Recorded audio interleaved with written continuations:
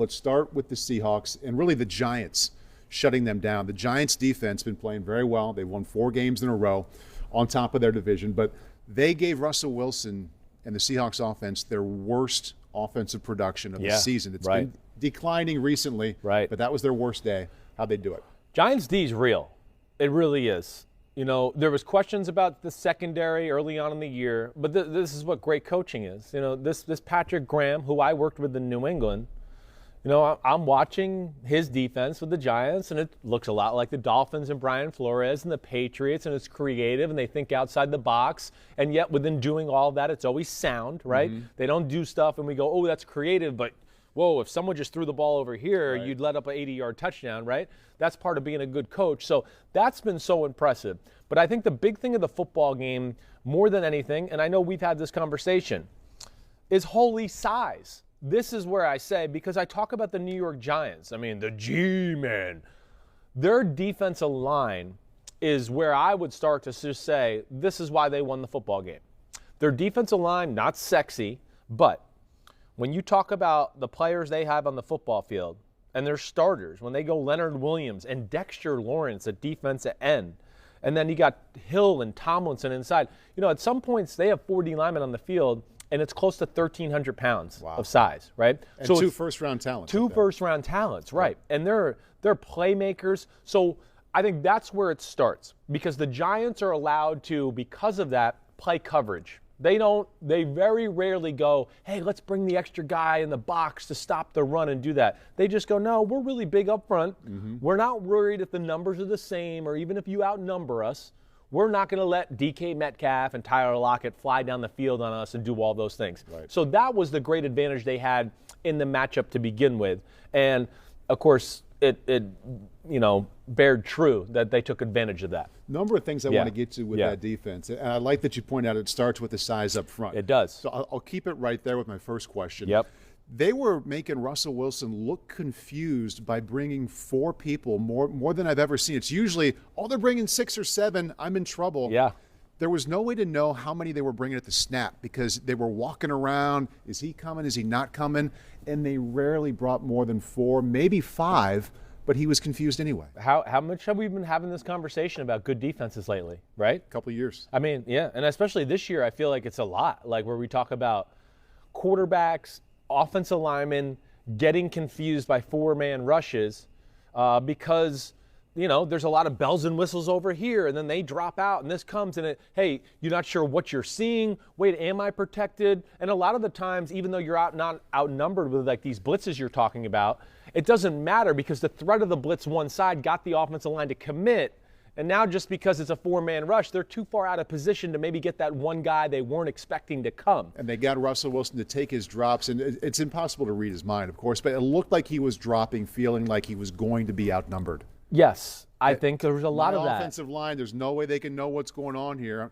And by the time he got back and they're only bringing 4, everything was out of sync. And I think that's the purpose of it, too. That's the other genius of that blitz. You're right, because your quarterback, he loses his eyes of what he really is trained to look at and things because he's just not quite sure. Wait, I know they brought 4 before, but one of them got free, and I got to look. So there is a number. That's a good job by you of look at the first guy. Oh, he wasn't open. Let me look at the rush to make sure I'm okay, and then try to figure out what's going on down the field. So, and Pete, what did you say? The Giants with the right, and from 24% blitz, and I think that the you know, few times of all-out blitz, but much. But you know, just in the right situations. But the big thing too, more than anything, is again Patrick Graham and the mixing of coverages, and the fact that the defensive line is so big. They got to play 2 safeties back so much of the football game. Yes. And to me, that is where Seattle dropped the ball. I can't believe I'm about to say this, but Seattle was not patient enough running the football. Yeah. That would be if you gave me one takeaway, what did Seattle do wrong? I would go, they got too pass happy. I don't know what else to tell you. I don't. You know, but when you play that kind of coach who's that creative and can give you different looks, and I don't know what coverage this is, and the disguises and the fake blitzes, zone blitzes, all of that, if you're not willing to run the football, he's going to continue to do that. And there's just too many plays to me that were wasted where I go, yeah, they're running this pass play, But they're not going to get open versus this coverage and this pass route. They've just hoping they're getting the right coverage or the right look. Right. And that's not going to get it done in a big-time football game. I like that you pointed out that they were playing too deep a lot. And normally you hear too deep, it's too deep zone. Right. Normally if a team is playing man, it's either cover 0 or more often cover 1 with one free safety back there. Yeah. They were playing what we used to call 20-man, where you rush 4. The 2 safeties are playing zone, but everybody in between is playing man. Yes. I always found it to be one of the most difficult coverage to find something that's open. You don't see it that much in the NFL. Right. I thought I saw it quite a bit. I think you did see it quite a bit. It was definitely a good mixture of it because they were playing a lot of Tampa too. They're playing a lot of quarter, half as well. Which are zone defenses. Which are all zone defenses. You're right. So, but within doing that, what you're doing too is, okay, I've seen Tampa too. I've seen quarter, half. All right, they're playing a lot of 2-shell zone coverages. And then we get into some big third downs, and I think, not Darrell Bevel, Brian Schottenheimer and Russell are thinking they'll play some sort of 2-zone again. Mm-hmm. And they call a play for that, and then say set hut, and then to your point, oh no, it's 2-man. Right. Everybody's locked up. We've called the play for zone, and now these corners can be aggressive because the safeties are over the top playing zone, like you said, and they can really clamp down on some of the shorter intermediate routes because they know they have help over the top of them. That was a big part of the football game. The mixture of coverages, again, I think is crucial against any good offense. And I think between that and the fact that Seattle wasn't willing to run to calm it down a little bit, because that's how you calm it down.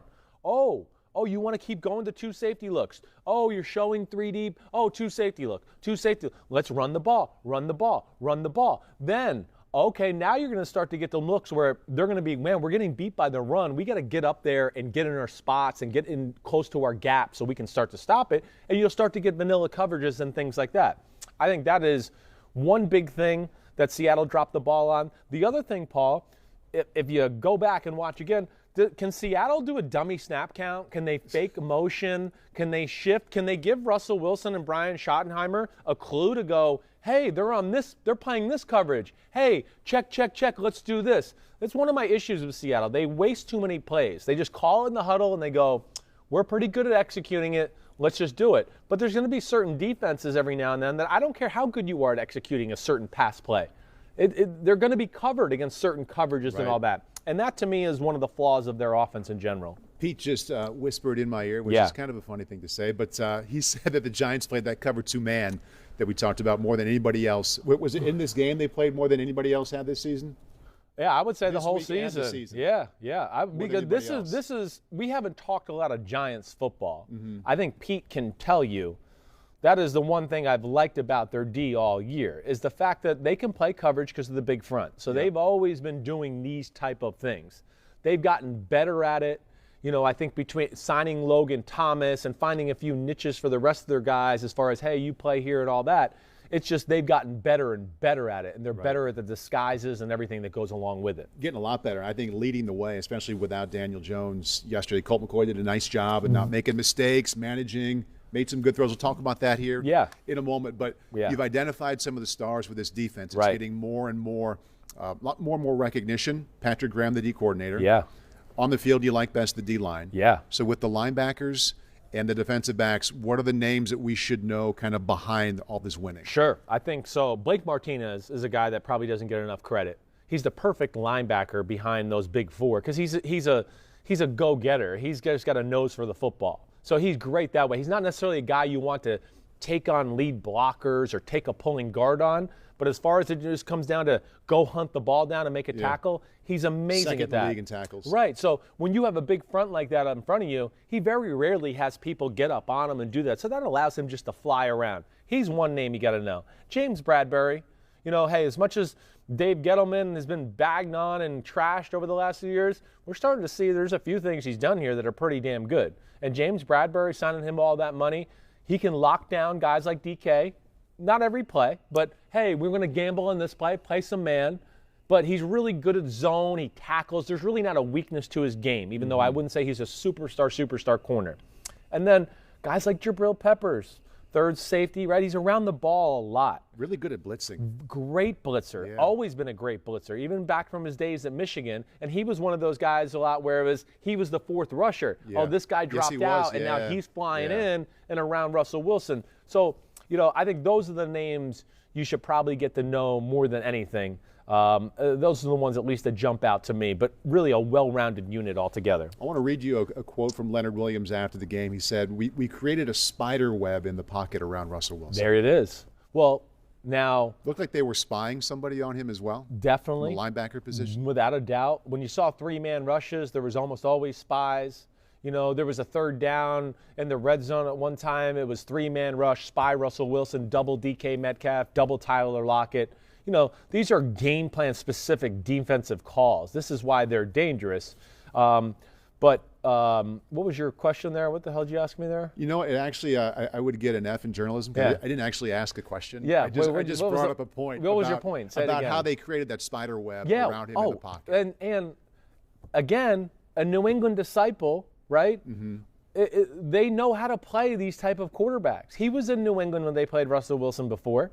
So it's not about, they don't care about, we need great pass rushers flying around the edge. Right. They played the old, hey, just push the pocket and let's not create any lanes so he can run up and then get a 20-yard run up the middle. Right. And if he does break outside, we're not overcommitted inside or anything like that, and then we can be there to go. Maybe you don't get the sack, but you make him make a quick decision to throw the ball. It's the same way you described the defense against Kyler Murray last week. It's the same damn thing, yeah. Right? This is New England stuff. This is why we've seen the Dolphins contain Kyler Murray, and right. Now you're seeing this with Russell Wilson. I mean, it's the same type of stuff. It's really well taught. I'm going to make up for my last lack of question with two questions within the same point here. So here's the point. 5 sacks on Russell Wilson. Yep. Just under 5 seconds for those 5 sacks of an average, which is incredible. You usually see a sack in 2 or 3 seconds. So he's back there for about 5 seconds, getting sacked 5 times. Did he have nowhere to go, or could he just not find anybody? No, more times than not, he had nowhere to go. So it was that cover 2 man coming through. Cover 2, wrong play versus the wrong coverage, and he just, the route combinations were not proper to what you would want to run versus some of these coverages. And some of the disguises were really great too. The one thing that jumps out to me, and Pete, I know I asked you this, but I'd want to know this for the whole season if you could possibly look it up just before we end the Seahawks conversation.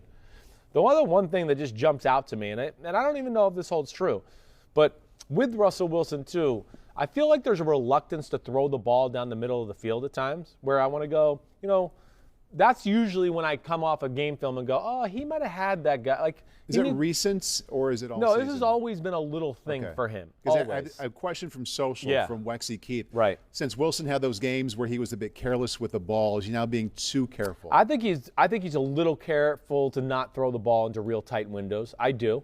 I think he's very aware of that. But I can't say that I sat there again and watched that film and just sat there and went, oh, Russell played bad. Man, he missed people all over the field. No, it wasn't his best day. He missed a few throws that I was like, Russell Wilson usually hits it. Mm-hmm. But I think it all went into flustered, nobody open, am I protected? Whoa, they're all over our stuff. Whoa, we can't get any run game. We have no play action pass. It just kind of all funneled out of control. And really, they were unable to really do anything. Their big opportunities, 3-0, kind of moving the ball. He fumbles the snap. That was a big moment in the game. This was a game that was going to be hard fought, tough football game. And every point mattered, and especially if they could get up on them early. Then you're going to make the Giants have to play a game with a backup quarterback in Colt McCoy that is not going to be conducive to them winning a football game. It's really why I picked the Seahawks to win. I picked the game, I think, 27-13. Mm-hmm. I thought the Giants' defense would hang tough and but I thought Colt McCoy would ultimately throw an interception or get strip sack fumble, and that would just be enough for them to win comfortably. But he took care of the ball for the most part, and then they ran the damn ball, especially in the second half. And I think that's exciting there too. Looking at the Seattle offense, not just with what happened yesterday or didn't happen against the Giants, but pulling out and kind of looking at these last few weeks. When they won 5 of the first 6 games, and we were talking about Russell Wilson playing like a video game-like game with those kind of numbers, they were averaging in the mid-30s as an offense. Since then, they're only 3-3. Yeah. It's seemed like it's gotten worse every week. It has. In this 3-3 stretch, they're averaging now in the low 20s. So from the mid-30s to the low 20s, What has happened to this offense in terms of what we got used to in the beginning of the fall? Well, I think first is they played some good defenses lately. And as you start to go through the season, as you know, or anybody that pays attention to football, there becomes more data into, when they get in this formation or when it's this down and distance, they have tendencies of doing that. And I've never been like sitting here telling you, whoa, this Seattle offense is amazing, right? Even last year, same thing. I know. Yeah. It's good. They usually can run the ball, and they'll play one-on-one ball like I like, and they got enough of just all the basics to go, it's a good enough offense, and if you put talent there, they'll be good. Mm-hmm. But, I think ultimately, they've played some teams that, are on some of their crap. And then Russell Wilson with having that little stretch of being careless. And then Chris Carson and no Carlos Hyde for a number of weeks, too, really made them pass happy. I think it's a little bit of all of that together, Paul. I can't sit here and just tell you one thing. I can't. I can't tell you one thing. Philadelphia game, hey, they had chances to blow them out and score a lot more points. They didn't do it. But either way, when you talk about the Rams, the Bills, the 49ers, the Giants yesterday, they've played some solid defenses lately that are going to give them some issues and are coached by people who you go, damn, there's some good defensive coordinators they're playing too. Right. Yeah. I mean, Seattle, it's mostly a negative conversation for that team today. They are still they're 8-4. Right. Tied for first in their division. So they're in a good position as they try to figure out how to get back to what they were doing. A lot of teams would like to be in the spot there. A lot of teams would like to be 8-4. We talked about the offense and their inability, not running the ball. I think that says it all. And then the Giants' defense is a lot better than we've all given it credit for, and it was a great game plan for them. And then I think the other aspect of it is just the run game, especially in the third quarter. It was two different run plays for what it looked like to me. And I got to study that side of the film to really break it down. But I saw enough on highlights and when the game was happening in real action. Double pulling linemen, Wayne Gallman, some of his big runs in the second half, at least two of them were that play where it's just block down, two guys pulling around the edge, and Seahawks had nobody there. And then there's Wayne Gallman going down the sideline untouched. And then the other run play they ran, and this is Dave DeGuglielmo, who's the new O-line coach there. These are staples of him. And this is why I like him. It's that, and then it's just come downhill, get a double team across the board. I don't really give a damn where you run. We're just getting bodies on bodies, and you figure it out and pick it. And it was those two run plays that just gashed the Seahawks, especially in the second half. How often do you talk about an NFL running back, 16 carries, averaging 8.5 yards per carry? Yeah, that's insane. It's crazy. And not a superstar running back at that. Right. I mean, I'm not trying to take any credit away from him, but, yeah, he's Wayne Gallman. He's a good player, but ideally he's your second running back, not your starter. It's really the first time you and I have spent a lot of time on the Giants. So before we move into the next section here, any final point on that team? Seahawks got to stop wasting plays. And when they do that, like you see Aaron Rodgers or Patrick Mahomes, right? They don't ever just get up and set hut. There's dummy snap counts. There's a lot of hard counts. There's a lot of shifts in motion. Oh, no, Patrick Mahomes, after you saw the motion, you're screwed. And all of a sudden he's yelling out code words, and they get a 20-yard completion. Same with Aaron Rodgers. Seattle doesn't do any of that. That is going to lead to some games every now and then, if you're going to play that way, to where you're going to see some staleness from the offense like you saw yesterday.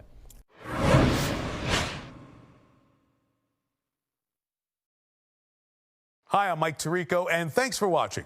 Make sure to hit subscribe for the latest news and highlights from NBC Sports.